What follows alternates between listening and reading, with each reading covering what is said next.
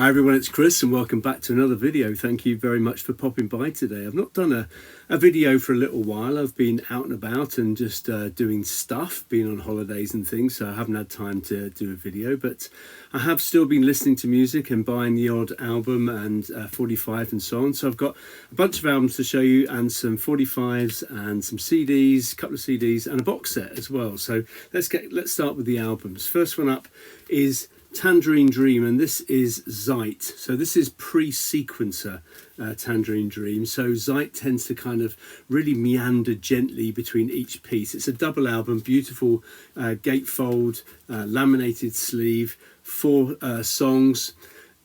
Basically there's no rhythm to this, there's no melody, it's just 4 sides of kind of dark, cavernous, droning sound effects. And if that's your sort of thing, if you like that on in the background to kind of fill the space and fill the quiet, if you like, then this will be for you. The style of the album is much slower, more atmospheric maybe than some of the stuff that they did later on in the 70s, but I do enjoy it. It's kind of the purest expression possibly of space music, really, and it ebbs and flows kind of effortlessly from one lot of droning to another. Now this kind of completes my Tangerine Dream 70s output, and I probably won't get much more by them, but for me this is possibly even the birth of ambient music.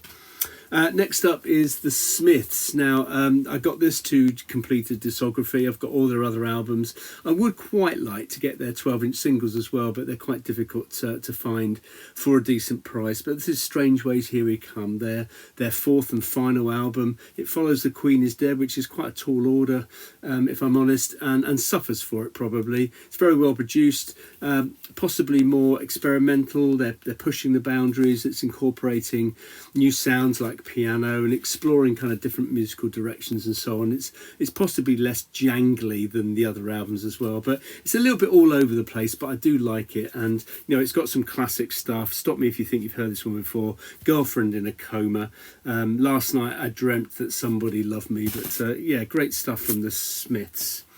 And next up is an album I saw for £10. I had to buy it. It's passed me by, if I'm honest, in the past. This is the Stone Roses self-titled debut from 89. You know, often regarded as a classic, a cornerstone of kind of that Manchester scene. It's a really interesting kind of mix of psychedelic guitar, dance rock rhythms, and what's the guy's name? Ian Brown. He's kind of quite distinctive vocals. It creates this sound that's timeless but quintessentially British. It really is. Now this didn't have an immediate effect on me. As I said, it really passed me by at the time, but I've grown to really quite like it, and I thought I had to own it, especially for £10. So it's an album that's kind of successfully fuses different kind of sounds, really. There's a little bit of psychedelic rock in there, there's a bit of dance in there, so things like I Want to Be Adored, She Bangs the Drums, I Am the Resurrection, iconic, influential songs for sure. Really well produced. It's produced by John Leckie, who produced some stuff by, I think he was a good friend of Bill Nelson, produced Bebop Deluxe stuff. And it's good. It allows the kind of real energy of this band to shine through. And it feels polished, but it still feels really authentic. So I'm really glad I've added that to my collection. As I said, passed me by first time, but starting to slowly but surely get into it. About time, I guess.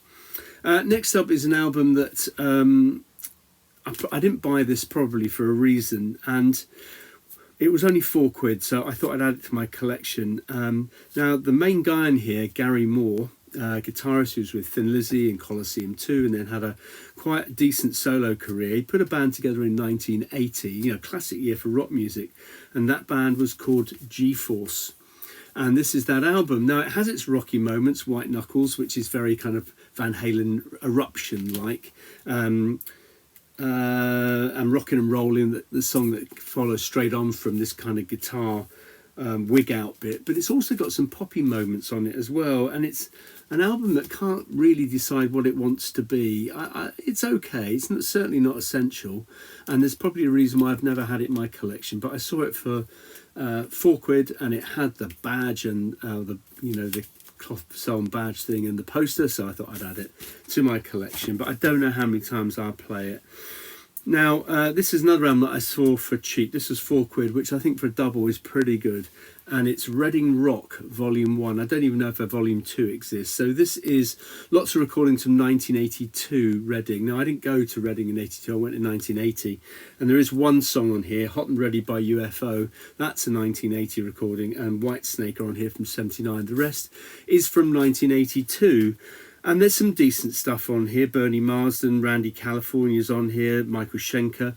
A couple of Budgie songs. I love Panzer Division Destroyed, brilliant stuff. But there's a kind of a bit of a new wave of British heavy metal, at least the latter part, the 82 version of it. And I think by 82, the quality of the new wave of British heavy metal was starting to go downhill. And bands like Spider, Grand Prix, Stampede, Chinatown, that kind of stuff to kind of show that it was on the downturn. Marillion are on here, and sounding quite rough if I'm honest, but if you like them sounding a bit rougher and not so polished, this could be for you. It's okay, again, not essential, but it was a decent listen. So my favourite song on there is probably Panzer Division Destroyed by Budgie. Now that particular song came out on a 12-inch single in 1980 called If Swallowed Do Not Induce Vomiting. And there was a couple of other songs on there, one of which is called Wildfire, which is a great song. And I really like that. And it's kind of a band that kind of reinvented themselves, Budgie. So back in the kind of early 70s, they were probably seen as part of the first wave of British heavy metal. I might do a couple of videos on this, the first wave, the second wave, the new wave of British heavy metal. So the first wave with Purple, Zeppelin, Sabbath, I think you could have included early Budgie in that. Lots of doomy riffs, lots of light and shade, some folk influence stuff without a doubt on there. And not bad albums that they produced, really kind of influential, if not very good sellers. And then they started, I think the quality of their input started to decline towards the late 70s. But in 1980, they kind of reinvented themselves. They had a personnel change. John Thomas came in on guitar, and their sound very much changes. So Panzer Division Destroyed, Wildfire, very much kind of upbeat songs. And if you've heard the album Power Supply, you'll know what I mean. That was in 1980. They followed that up in 81 with Night Flight. This is also on Active Records, as was Power Supply. And it's a decent album, actually. I'm glad I've added it to my Budgie collection. There's only a couple of albums I'm missing by them. The one that followed this, To Deliver Us From Evil, I think it's called. And then If I Were Britannia, I'd Waive the Rules, which is a great title. And Impeccable. Both those albums I don't think are great, but I would like to complete the discography of this band because I think they're decent. They have kind of moments of being proggy. They have moments of kind of, as I said, light and shade. Some of their songs are gentle, some are very heavy, Zoom Club, that kind of stuff. But this album is kind of a little bit of a mix. There are some songs on here that sound like they should have been on Power Supply, so that kind of upbeat, hard, rocky kind of sound. There's some songs like the opening song called I Turn to Stone, which is very Budgie. It has a gentle side, it has a riffy side, and it has a good guitar workout kind of side, but it has that light and shade, and that's pretty decent. Good way to start the album. But I've only just bought it, and I'm enjoying listening to that, and that's better than some of their late 70s output, I think. The last album, I've only played this once. Now, I've got quite a reasonable, not a definitive, but a reasonable collection of Mott the Hoople. And this was the band that came out of the ashes of Mott the Hoople when Ian Hunter decided to move on and go solo. The album are called Mott, and their first album they put together was this one, Drive On, which I think is a really good album. I think it's from 70, I'm going to say it's 75, but I'm not sure about that. I think it is 75. But it's got this kind of silver cover. There's a few of those. They never wear very well. I'm just trying to think of other. Lone Star Firing All Six as that silver cover sort of thing. Earl Slick did an album that was silver. But this is a really half-decent rock album, if I'm honest. Yes, it's not Mott the Hoople. It's not probably trying to be. The Overland Watts is on it. Nigel Benjamin is on it. Morgan Fisher's on it. And it's Nigel Benjamin who sings, has got kind of a high-pitched kind of voice, but it suits the album quite a lot. Really well produced, good sound, good little mid-70s hard rock album. Really enjoying that. Yeah, I only played it once or twice, but really enjoying it. Okay, let's do some 45. So I'm really mixed bag here, as ever. We'll start with this one. This is the Sisters of Mercy. I don't know much about this band. They're not really my kind of thing, but this is a song called Good Things, and it's back with two live covers actually. One is 1969, the Stooges song, which is half decent cover, and the other one is Sister Ray, the Velvet Underground song, which again is okay. So that was quite a nice pickup. Now, back in 77, I remember buying the debut single by Motorhead and being blown away by it. I absolutely love that song. I still love it. I've still got the 45 and it's almost worn out. I've played it that many times, but it was kind of, I loved rock at that time. I also liked punk at that time. And it kind of bridged the gap really nicely between the two. It was really up tempo. The vocals weren't Robert Plant or Ian Gillan or Rob Halford. They were much rougher than that. Production was a bit rough. It was really in your face song, and I was really looking forward to their follow-up, and I was quite disappointed by it, and I didn't buy it, but I did not long ago. I saw this Louie Louie, the Kingsmen song, at least that they did a version of it. I don't think it's theirs as the original, but that's the garage rock classic. And Motorhead do a version of it, which I said isn't very good. The B-side, Tear You Down, I think is much more Motorhead-esque, but I was quite glad to add that to my collection, as I was this one as well. Picked it up at the same time. This is No Class. I have a feeling this was done in 3 different covers with Fast Eddie and Filthy Animal Taylor. Phil Taylor on one of the covers as well. But anyway, the one with Lemmy I've got. So this is No Class, which I think is their 3rd single. I'm pretty sure it was the lead single from the album Overkill, which was their 2nd album, which was a great album. Love that. Title track's fantastic. Next up, talking, and Motorhead were kind of almost like a proto speed metal kind of band, as were this band as well. So this is a band from north of England, I think. They recorded on Neat Records. And were kind of seen as a real big influence on bands like Slayer and that kind of band, speed metal bands. And this is Venom, and this is on Neat Records from '84, so right at the very, very back end. In fact, I think beyond the new wave of British heavy metal. And they never really, for me, sounded like they fitted into that movement because they sounded very different. Now, Manitou is not speed metal. The B-side Women probably is a little bit more of that kind of genre, but yeah, not bad. Little single on Neat. Talking the new wave of British heavy metal, there's a band that I think are on a couple of compilations. Metal for Mothers spring to mind, and they don't think they produced an album, but they did do a couple of really good singles. One of them is called One of These Days. The other one is called Jealousy. The band are Trespass, and that's a decent one. I got that via eBay, won an auction for a really cheap price. Quite pleased to get that. Something completely different now. Hand in Glove by the Smiths, having shown Strange Ways Here We Come. Also picked this one up shortly after as well. I quite like, this was quite cheap, but it's actually worth quite a bit, so I may well move that on. But a good single, Hand in Glove. Next up is a band whose first 2 albums I think are great. In fact, I think their 2nd album is the greatest synth pop album of all time, although you could argue it's not, as someone did in the comments to my synth pop video, that they're not really synth pop, and possibly that's true, but I do like this band. It's Duran Duran, and this is a later single by them, so not their classic period for the 1st and 2nd album, but a kind of 10 years later, and this is Ordinary World. It's got a really lovely bit of guitar work on it. Who's the guitarist? Is it Andy Taylor? Andy Taylor did a really good solo album as well. It's kind of a bit of like a hard rock album. I think he did it with Steve Jones from the Sex Pistols. But anyway, Ordinary World is a great song. I think it's Andy Taylor. I think it is. I'm not sure. But Ordinary World, tremendous song. Really love that. Glad to add that to my collection. That's from '91, I think. It's quite a late 45 in some ways.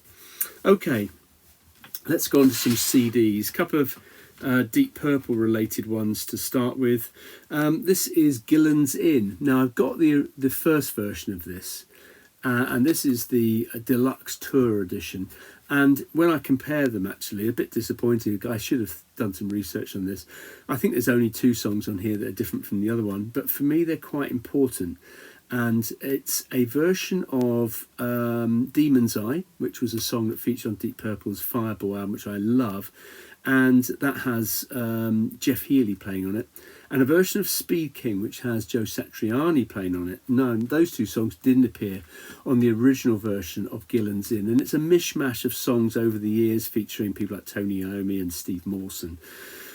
Jeff Healey, Joe Elliott, I think, is on here somewhere. There's this version of Smoke on the Water. We really don't need another version of that. But the version of When a Blind Man Cries, which has Jeff Healey, the guy who was the blind guitarist, used to play the guitar in his lap, is really, really good. So quite pleased to add that to my ever-increasing Deep Purple family tree album. Talking of Deep Purple family tree, Joe Lynn Turner and Glenn Hughes live album. So two guys that had been in Deep Purple, more famously I guess Glenn Hughes, but Joe Lynn Turner had been in Rainbow, did rock up for an album called Slaves and Masters, which isn't very good. It's very Rainbow, it's not very Deep Purple. But they toured together, did I think about 2 albums, Hughes Turner Project I think it was called, and they toured together, and there's some Rainbow stuff on it, I Surrender, Death Alley Driver for example, but there's also Street of Dreams, but there's also some Deep Purple stuff. So King of Dreams, which is a song that Joe Lynn Turner recorded on Slaves and Masters with Deep Purple, which is excellent, but also Stormbringer is on here as well. You know, Glenn Hughes and Joe Lynn Turner have both got tremendous voices. Last CD. This is I don't buy CDs very often. In fact, I've got rid of most of my CDs, and I got rid of them down the charity shop. But there's Deep Purple stuff I always collect. But I saw this the other day on eBay for really cheap, and I thought I would add it to my collection.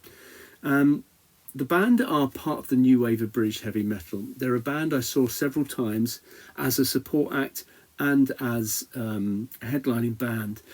And for me, they are the best band of the whole new wave of British heavy metal. They produced the best album, which is their debut album. It's often referred to as the White Album because it came in a plain white sleeve and was signed by the members of the band. The band are Diamond Head. The White Album is also sometimes called Lightning to the Nations. And this is a 2022 kind of remix of it. Now, I've got a 2020 version of it as well, which has got their current singer doing versions of it, which is pretty good. And I've got other ones as well by them. So I've got, you know, the Friday Rock Show and Reading kind of stuff. And there's been several versions of Lightning to the Nations. This is just really, really good. The recording on it is excellent. The production on it is really good. Because the production on the debut album by them, the White Album, wasn't great. It's a bit muddy. There's some lost original mixes on here. There's some singles that didn't make the album and the B-sides. But for me, that's a classic album. Absolutely classic. One of the best rock albums of all time. That's definitely, for me, probably top 10, if not top 5. I might even do a separate video on that album.